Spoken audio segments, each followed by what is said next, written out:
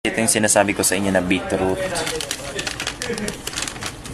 Madami po dito yan sa Middle East. Kung kayo matataas ang blood pressure, gawin nyo to. Kumuha kayo ng beetroot. Ayan ang klase ng beetroot.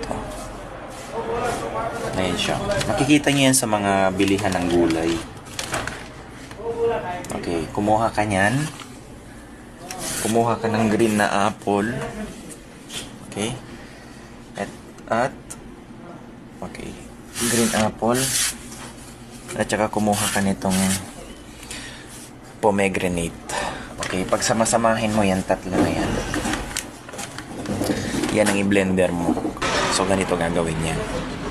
So, ganito lang yan, guys.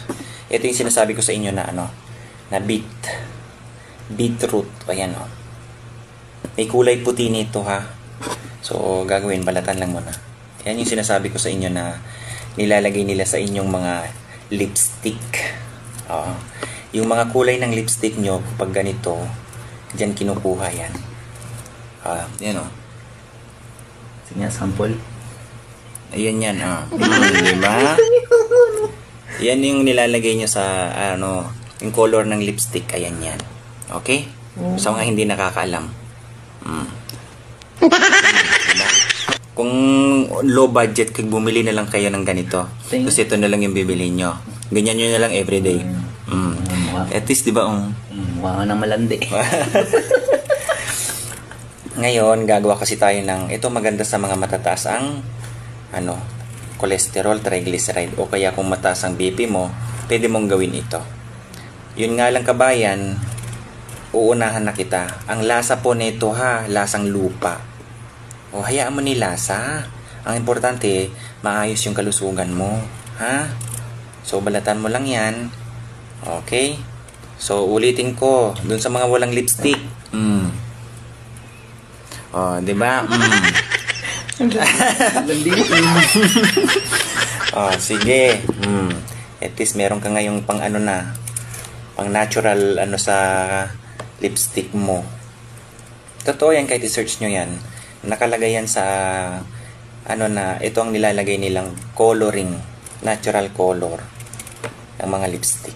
Kahit hindi sa mga lipstick, kung saang mga produkto ang kailangan ng ganito, food coloring. Ginagawa nilang di ba, meron na kayo nito. Okay? Tapos kayo ng green na apple. Itong mansanas din, kabayan, huwag nyo nang tanggalin yung balat. Hugasan nyo lang na maayos. Okay? Babad nyo sa suka o kaya sa asin.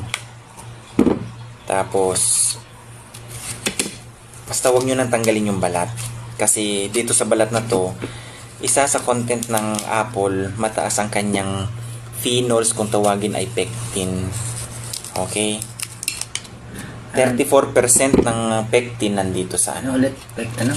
Pectin. Kinabahan ako dun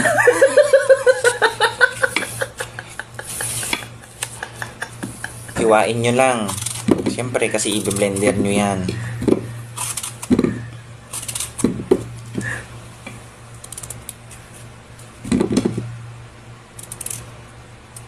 Okay, ang pinakalas dyan, tinan nyo.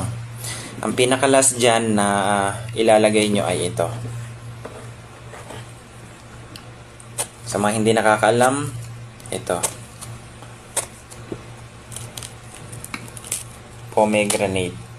Okay, marami sa atin yan siguro kung season nito. Okay? Ganda ng quality.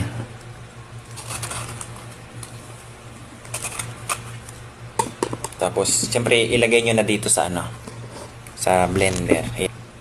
Kumakalat yung kulay,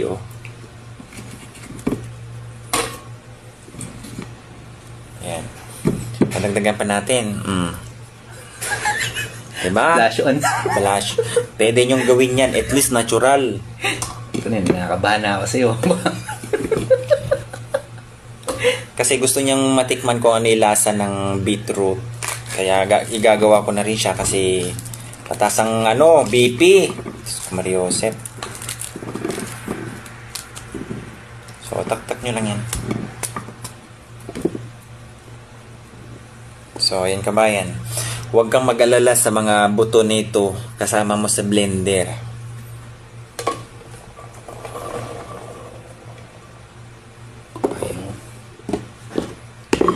Tapos, dahil nga ito, para sa kaibigan ko i-prepare ko, magdadagdag ako ng konting turmeric.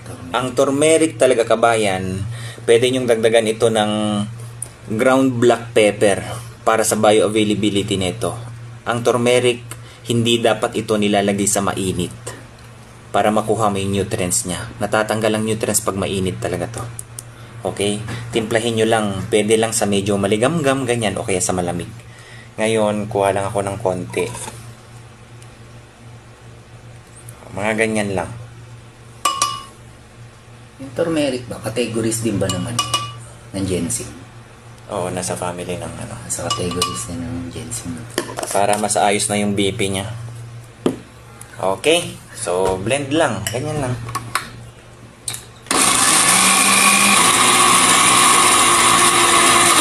So, ayan na guys. At kung kayo ay nagbe-blender, kabayan, huwag nyo nang i-strain. Mataas yung fiber. Gawin nyo lang parang smoothie, ganito.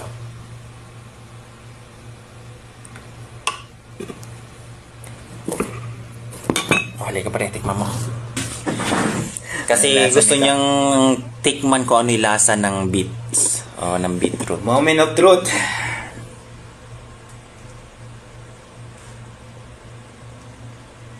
Ba lasang ano? Hindi, masarap yan kasi may ano, may apple.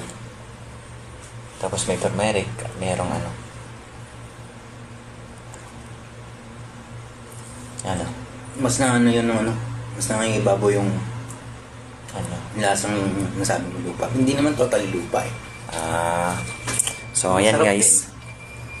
Ginawang ko lang siya. Actually, lagi ko namang ginagawa yan.